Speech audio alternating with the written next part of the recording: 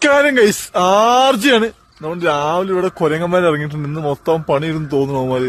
മുകളിലൊക്കെ അവന്മാര് അങ്ങോട്ട് കൊണ്ട് ചാടി കളിക്കണം. ക്യാമറ ശരിക്കും കാണും തോന്നുള്ള. ഇപ്പൊ കാണുന്നില്ല ഗൈസ്, അവിടെ മുകളില് കൊരങ്ങന്മാര് പോണത്. കുറച്ച് കൂടുതൽ ആൾക്കാരുണ്ട്. അങ്ങോട്ട് പോയി നമ്മുടെ മാവില് കുറച്ച് മാങ്ങയൊക്കെ കുറച്ച് താഴ്ത്തിട്ട് തരൂ. ഇന്നത്തെ രാവിലത്തെ കണി കൊരങ്ങന്മാരാണല്ലോ. പടച്ചോനെ കുഴപ്പമുണ്ടാവോ ഇന്നത്തെ ദിവസം. ഇന്ന് ഹോസ്പിറ്റലിലൊക്കെ പോകാൻ രാവിലെ. പിന്നെ മാത്രമല്ല ഇന്ന് ഇവിടെ റബ്ബർ വെട്ടിയിട്ടില്ല. അപ്പൊ ഇന്ന് നമുക്ക് ലീവാന്ന് തോന്നുന്നു. സുധി രാവിലെ പാത്രം കഴിയാണ്. 5 മണിക്ക് എഴുന്നേറ്റ് നോക്കിയായിരുന്നു. വെട്ടിയിട്ടില്ല. അപ്പൊ ഇന്ന് റബ്ബർ വെട്ടില്ലാന്ന് തോന്നുന്നു.